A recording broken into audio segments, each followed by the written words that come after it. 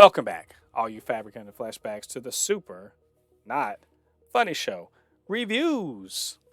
And today we're going to be reviewing Thor: Love and Thunder, the fourth Thor movie, directed by Taika Waititi, coming to you from Marvel Studios and Disney. So, was it good? Was it bad? And should you be watching? Thor returns, a little more seasoned, more mellow, having lost a whole bunch, but also having helped save the universe from Thanos, and hanging out with the Guardians. That's where we last saw him, Ladi, at the end of Endgame. And so we're back into another Thor adventure, and this time to face something that most gods don't expect to actually face, which uh, is an immortal with the power to kill a god. In the form of Gorr the God Butcher, and also something that Thor wasn't prepared for, also, which is to hang out with his ex weapon and ex girlfriend, in the form of Jane Foster as the mighty Thor. So that's a whole lot to be. That's a whole lot of setup to say for this movie, but that's it in a nutshell. Fighting the good fight. In the way that only Thor can. So, Lottie, we went and saw this today. What did you think of it? Give this man Taika Waititi a fucking raise, man. He deserves a damn raise, damn it. Listen, this man has changed the perception of Thor because we can agree the first two Thor movies were not very good. And the last two have been great movies, in my opinion. And I might have to see it one more time before I say it, but my emotional feeling is that we might have to add another movie to the S tier. I'm almost feeling this way. Like, Strong that words. movie was good.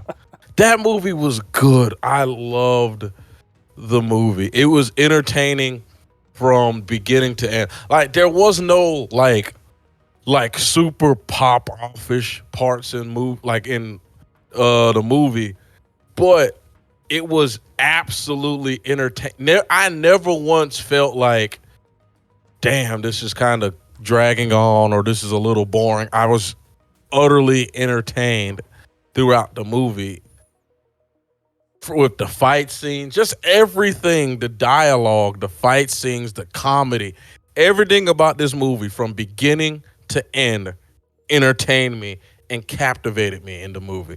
And we both went to the same theater. We weren't in the same Pacific theater, No, but we were yeah, both yeah, talking yeah. about how hot it was, and I didn't notice the heat until before the movie started, and after the movie was over. All I right. didn't realize I was hot until during the movie. I was in Thor and them screaming ass goats. Right. I forget the name of the goats. Yes, Thor does in fact get some goats, and yes, they do. They are based on the mythological goats that draw his chariot or whatever. And they can't just be regular goats because this is Taika Waititi. They have to be those screaming goats like you see on YouTube. Yeah. Fun stuff. Well, you know what, Lottie, I'm not as high on this movie as you. You apparently this hits you exactly right, Yeah. and I don't know if this is because my expectations were high based on what other people were saying, and I try to lower my expectations. But someone I listened to was like, "Hey, if you liked Ragnarok, this is for you." And I was like, "Okay, well, I loved Ragnarok, so clearly." And I have to say, I like Ragnarok better than this one. Um, there, the I'm still trying to pinpoint exactly why this is. I did feel like there was some points where I was like, I want to like this better than what I'm seeing. Like it's just fine. Like the best parts of the movie were not the action sequences to me, except that there was a final action sequence. When they're going after Gore. which was really fun. Very highly stylized and had a lot of unexpected, you know, combatants. I guess that's the nice way to say it without spoiling the movie. But it's I think part of it stems from the fact that as cool as the action is, and the action's very cool to me, but there is something a little off about the fighting to me that felt like it was weightless. You know, if that makes any sense to you. I mean, I feel like I could see or at least feel the wires that they were using to move people around. And I didn't feel like there was a lot of heft to the things that they were doing. Like they were hitting people, but it didn't feel, like a heavy blow or something like that. Yeah, yeah, I agree. The action in this movie was is not the highlight of this movie. No. Like that's why I said there was nothing pop office because everyone was like, "Oh, is there any moments that you had up?" I said, "No, this movie's not pop office. There's not a specific scene in the movie that I was like I would stand up out of my seat to go like, Yeah. "Oh man, that was so badass." It hit the movie is it entertained me because it just was entertaining the whole entire way. Right. But like you said, I see what you're talking about. A lot of the fight scenes, I wasn't getting like the Thor vibe of I when didn't he get hyped fought. about it. Yeah. Yeah, there wasn't like the fight with the parts where he fought his sister in Ragnarok. I You yeah. know, I'll even say like I got more hyped by with the fight between and Falcon and Winter Soldier between Sam, Bucky, and John Walker. Like I felt like there was real weight to what they were doing, which isn't to say there's not a lot of real fun and flashy things. There's the thing about this movie is that there is a lot of funny in it. There's a lot of flashiness and interesting things. You kind of, it's kind of pulling the veil back, so to speak, on reality when you see what the hmm gods are and what they get up to or whatever. Um, like I enjoyed Russell Crowe's Zeus, right? Even though yeah, his terrible Greek accent, I was just like, why are you doing that? yeah. Um, but I enjoyed that. Hell, I think Gore was pretty dang cool. I just wish there I was mean, the I wish highlight, yeah I wish there the was more highlight time of the for him. movie. Yeah, Yeah, the highlight of the movie was definitely Christian Bale was in his bag. He was in his bag. This movie, he was acting his ass off hmm in this, and I would say and I kind of want to say this. It's might I what's her name's performance? I feel was a little left to be desired. Oh, you talking about Uh, Natalie Portman? yeah, her performance was a little left to be desired. Like it didn't. It felt like she struggled to be Thor. But when she Right, was playing as um, what's the Jane character? as Jane. When she played as Jane Foster, it felt good. But when she was in the Thor costume, it was just like it felt like it wasn't natural for I her. you You know know what I mean? I'm gonna disagree somewhat on that. It's my thing about her being mighty Thor was someone who's actually good. Like she's actually good at being Thor, and not only that, she just got her powers. So it's like Spider Man swinging around like whooping and the first time you saw Tobey Maguire, yeah, Spider Man when he started swinging around town and was just hmm like just for the fun of it.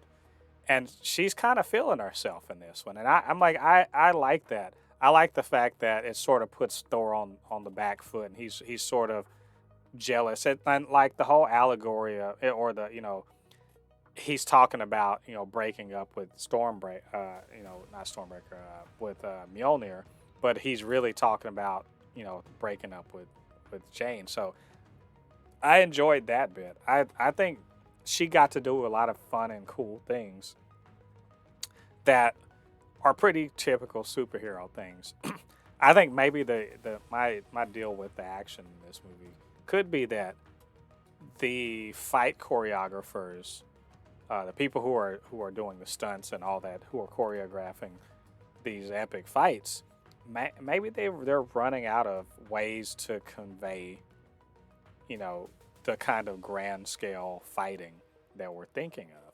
because when everyone is Thor strength, I mean, what can you do? Throw a building on them, and like, what if there's just not a building, right? So it's just people swinging at each other with clubs, and sending each other flying, which it's, I mean, it's hard to convey how tough or how badass that is because there's no sense of scale. I think about it.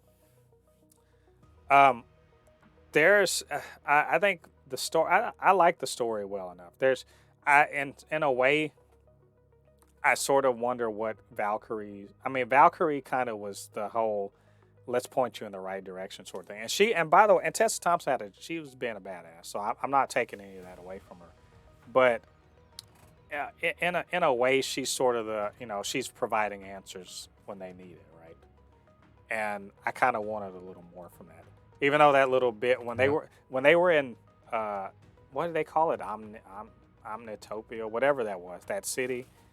It was pretty darn cool, like the way they kind of like kicked ass and then rolled out, and she's just like kissed the woman's hand and then rolled out. I was like, that's cool.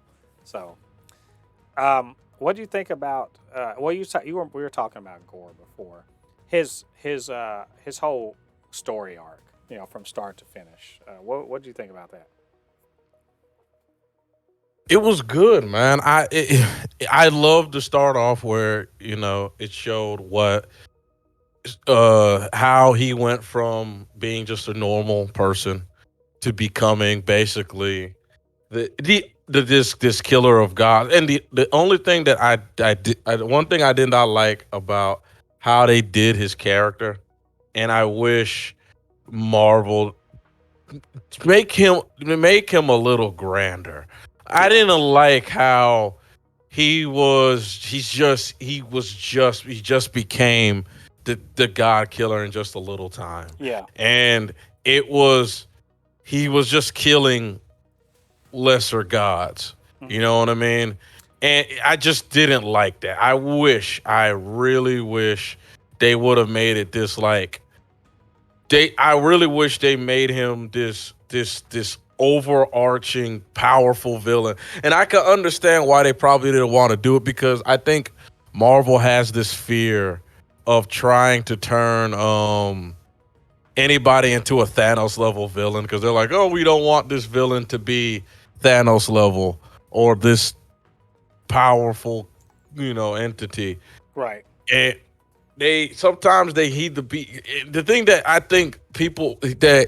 think Marvel needs to understand, that the comic book fans are starting to realize that Thor is the most powerful good character in the MCU. Like, honestly, like, if I don't know if let's I don't think I agree with that, but I think Wanda could kill him. Like, well, she's not good anymore, so I don't well, consider her. I think Captain Marvel could probably take him out. Nah, If she, nah. I if she, think he. I think if she had to, remember she's powered by an Infinity Stone. I understand he's a god, and he's got Breaker, so or Stormbringer. So I mean he's got some tools, but I'm saying if it came down to it, there are some people that could take him out, but I still will yeah, go with Thor because of that little feat he did in Infinity War with the yeah, 6 stones, where he right. went right through it. But I'll say Thor, a motivated Thor, could beat a lot of people, and that's why I felt like in this movie it felt like all of a sudden, like, because it felt like, okay, they had Gorr, this villain. He was beating Yeah. everybody by outsmarting them and trickery and using trickery. But finally, when Thor caught up to him in his plan, he just beat Thor in an outright fight. Now, Well, and it yeah. kind of felt like, I know you're trying to do this little thing, that we're going to talk about later on in the movie, but I felt like all of a sudden Thor's just getting whooped by this guy in a straight up fight. It hmm didn't feel right. And that's The way really they were making him out. that's a consequence of the sword he has. The sword is sort of what's empowering him. Which I thought Yeah. that the sword, the way they employed the sword and how it had extra powers and the whole shadow thing, that was pretty darn. I like that was really cool. Um, Yeah. I think I think Gore got a little shortchanged. I think they could have added another 15 or so minutes to this movie Yeah. to give you a lot more about, because Gorr went from, oh, I'm a guy about to die, to, oh, I have this sword. I'm gonna, now I'm gonna kill the gods in like real I wish quick they would time, have man. showed him. Yeah, and it was so fast, and I would have loved one more confrontation between, you know, the heroes and Gorr to kind of set up the stakes of the final fight, or a I lot more. I would have liked it that they went like, you know who I think would have been a really good person for this movie is somebody like, I think they should have made this movie into somewhat of a horror movie as well, because they should have set it up that he's going after gods in the sense of like Thor went, like, let's say right after Thor talked to one of the people and, talked to Zeus in the what is that thing called, I the omnipotence or whatever it was whatever, called. yeah, some whatever they called it. And there's this one god there that's like supposed to be the genius god or whatever. And he, after they all laugh at Thor and everything, and this genius god gets basically captured by him, and Gorr tortures and kills him, and he basically reveals to him about eternity. Yeah. Like the fact that he already knows everything about eternity, it just, like you said, and I kind of wish they would have had a part of him setting up his first victim, because the way they had it at the beginning, we felt nothing towards that first guy. We are like, yeah, that's Well, we what he were happy. gets. Well, we were happy for him, but then we see other Yeah, gods, that's what I'm saying. and there's That's what all I'm these saying. people that It's are like, where our gods are being murdered, and I'm like, well, I mean, that is kind of messed up, but we don't have any real connection to them. It's not we next to don't them. we That's don't the care about thing. it till they come to New Asgard, really. Yeah, and that's the problem that they had. Like I said, the first guy he killed, we as the audience feel nothing towards that god in the sense of like, oh yeah, he deserved it. He was a piece of Yeah. shit. He deserved to die. But if they would have showed it that like after that, during the time of like Thor's having fun and everything like that, there's this like innocent god that gets basically murdered by this guy. And this guy's and the god is actually a good god helping his people. And this guy Gorr just kills him. Then we'll be like, oh shit, this dude has lost his fucking mind. Right. You know what I mean? The next, like you said, right after that, the next time we see him, he just shows up in New Asgard. He's got a plan, and we later find out about the plan, of course, and like, it's all about, it's basically a really long and involved genie plot. Like you're gonna get, he's trying to reach eternity, who's basically the universe and personified, and is gonna get a wish. But I want to get back. I want to get to that, his ultimate plan in a second. But I do want to, we talked about Jane. Let's talk about like the more serious nature, like of this movie, which is Jane having cancer, and the fact that she's got a connection to Mjolnir, but that connection ultimately is actually detrimental to her. She looks like a badass, and she's got the little blonde hair, and she's kicking ass and everything like that. She's got the guns, but on the other hand, when she don't have the hammer, she's back to having stage 4 cancer. But it's even worse. Yeah, and it's actually, her body's actively not fighting it, and so every time she's Thor, she's basically making her body worse and worse, and still she's sort of trying to soldier on in this what she considers to be limited time she has to go, and I really like that, actually. Yeah, I like that. And part to be of the honest, story. the conclusion of that storyline at the very end was one of the real emotional moments to me of the whole, thing. That and the Gorr getting his wish, really kind of like were real emotional parts to me. And I think that they gave Natalie Portman so much more than she ever had in this movie series. Like in the first 2 movies, she didn't have a ton. And so this is, to me, the evolution of storytelling within Marvel, where they can, actually give Jane Foster a real storyline. And even saying that, like, even that felt like, man, they were blasting through it, that's what I say about this movie. It just feels a little short. Is that strange for me to say? Because there are some parts where I'm like, why are we lingering here? but it just feels somewhat short because there are certain aspects of the story that would deserve another 5 or 10 minutes of attention. To me, Yeah, yeah. Like you said, I wish there was, and like you said, I wish they would have showed more. Like, because there's so many emotional attachments they want us to feel right, in some parts of the movie. Like, for example, Gore and his daughter. I wish they would have showed a flashback of them being happy together. right. You know what I mean? To show that, you know, like there's just a couple of parts that I just wish they, and then it just, I'm just being honest, man. We should have never.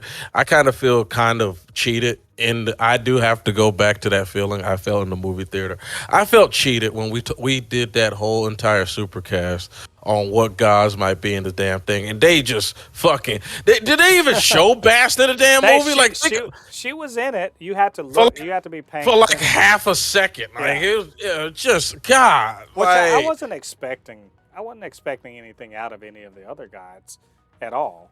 I wasn't expecting anything. It was fun to see all of the like even like kind of joke god. Remember I just wish remember that there was the just one that was the dumpling god? Like I was like, yeah. okay, I love that. Like it was just an opportunity to be silly or whatever. I just In that wish that moment. they weren't like they. It's because I just kind of wish that, and you know, it just proves that Gore's right. All the gods are just shitty because Yeah, we know they're not all because we know Khonshu is not like that at all. Even though Khonshu goes about helping humanity in a shitty way, he'll still be on the front lines to help humanity. right. You know, it's just I just thought that maybe there would be like one or two guys that are like, yeah, we're on your side, Thor. It would have been nice, but they are all just.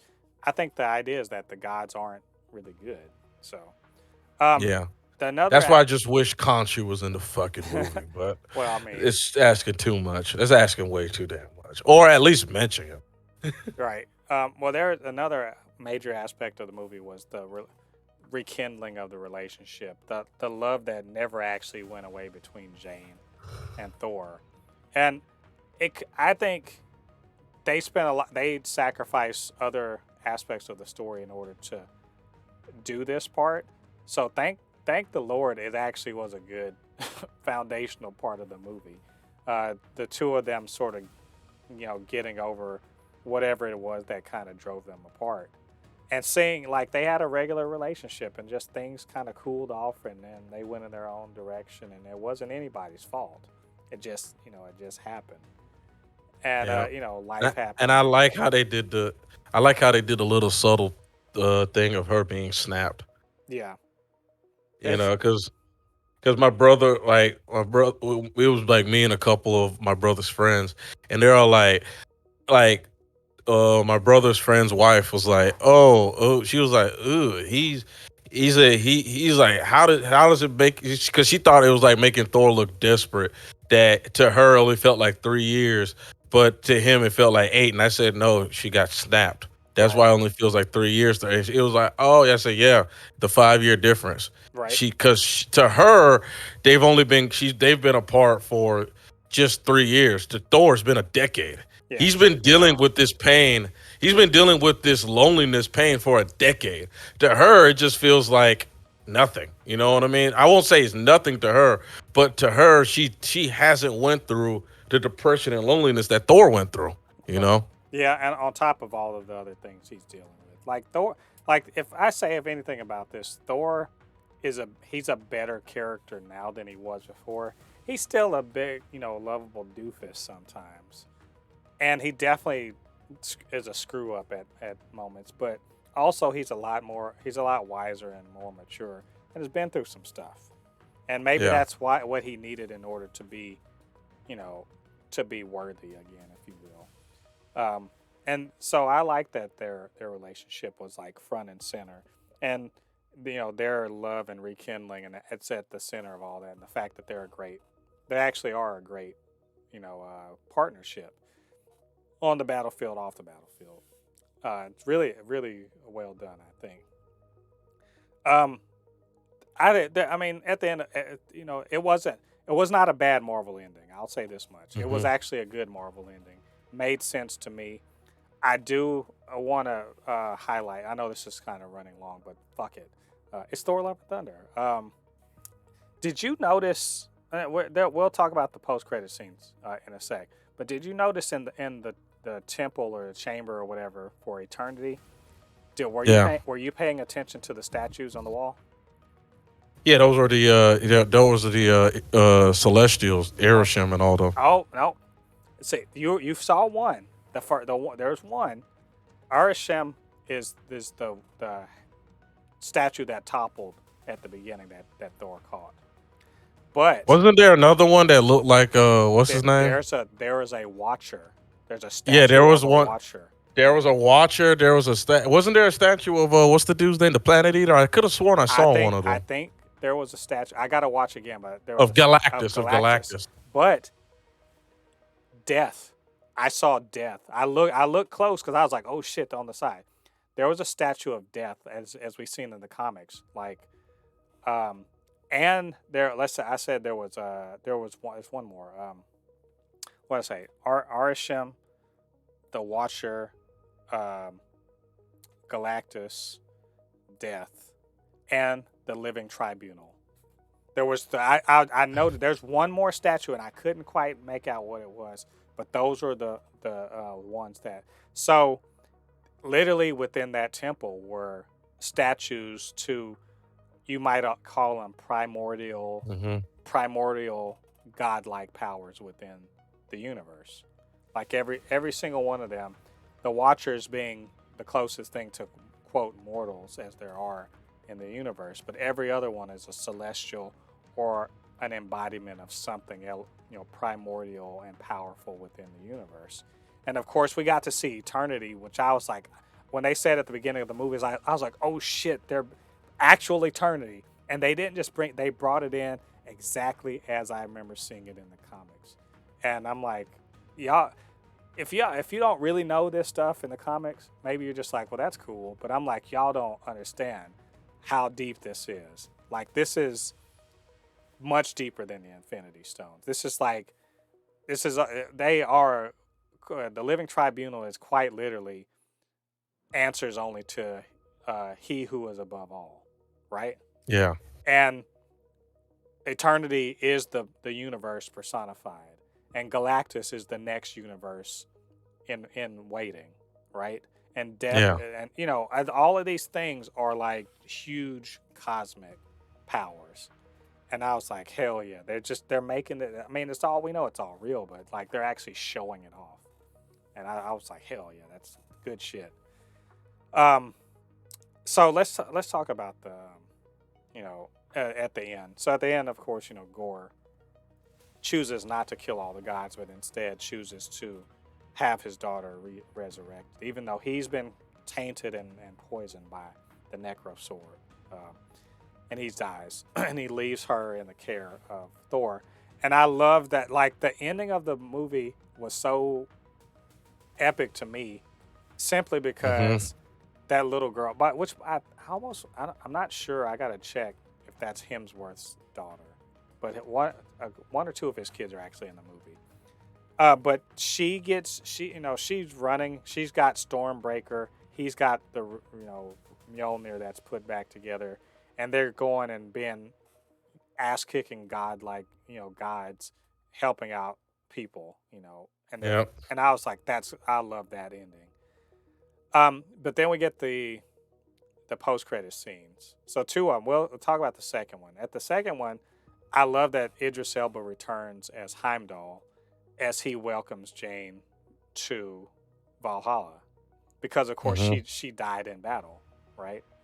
Yeah. And I absolutely love that. First of all, because Heimdall is one of my favorite characters in the MCU. Period. Criminally underused. Because Idris Elba is great. So glad to see that not only is he still in the MCU, but there's a realm where there's a possibility we could see him and Jane again. I don't know, Ladi. How'd that hit you? That one. I thought she went to be with the one above all, or with eternity, because the way she disappeared. Because my brother was like, "Oh, she's going to Valhalla." I was like, I think she went to eternity. I think she went to be with eternity. But then I saw the Valhalla. I was like, okay, so this is the MCU's way of using recycled heroes because if Iron Man is in that damn hall, I swear to Well, God, that's the thing it is, is. I don't remember it said where the gods go to. So it's not for mortals; it's for gods. And she was technically a god because when she died, she was wielding Mjolnir, and remember she was considered Asgardian at that point. Mhm. So I was so glad about that because I mean when she faded into sparks, that was one of the moments that really kind of made me kind of like tear up a little bit because she was I feel like she got a good ending. So I was Yeah, glad to see that. The other one, now this is the big one. Uh, Zeus didn't die. Okay, yeah, I mean he's a tough old dude, I guess, and he has set Hercules to go after Thor. So Hercules is going to show up. Why this is a thing? Like, okay, you know Hercules or whatever. I'm sure you've seen him in a cartoon or a comic or whatever. That dude is the guy that we had heard. I think we'd heard rumors about it, but that's I think Tony Goldstein, who is a British actor, who most recently is known for the show Ted Lasso, where he plays this grumpy old, you know, soccer player that sort of has to retire, and he's a great. Let me just say, great character on the show, and I'm so fucking happy that this guy is in the MCU now um, as Hercules. I'm yeah. just when I saw him, I was clapping. That was my clap moment for the movie because they're bringing the Greek gods in. They're bringing Hercules in, which I've been wanting to see him in live action because he drinks and just kind of lives it up and whatever, and he's kind of an idiot too. He's like Thor, but like a lot more fun. And just the fact that they got Tony Goldstein to do it, I cannot believe that. So, I don't know if you were excited about it, but I loved it. Oh, I'm happy to see that Hercules is in Thor. So we know Thor 5, which will be the sons of the God Kings or something, if they ever call it like father like son. Yeah, So, you know, I'm happy to see that. I kind of knew that Zeus wasn't just dead. it was. You have to admit that was a cool ass scene. Like Yeah. I would I think I might be persuaded to go watch this movie again, just based on those few cool scenes. Um, and there's more. There's lots of cool scenes in there actually. Um, but I mean, I think overall I enjoyed the movie. It's not Ragnarok to me, but did I'm trying to decide if I liked it better than Doctor Strange and Multiverse of Madness. But I think it was. I think it's better than Multiverse of Madness personally. But yeah, I enjoyed Love and Thunder. Now more and more you make me think about it. I do think that Ragnarok was the better movie, and this movie's not S tier, but it is a good A tier or A plus tier for me Yeah, because I thoroughly enjoyed this movie. I was entertained in it.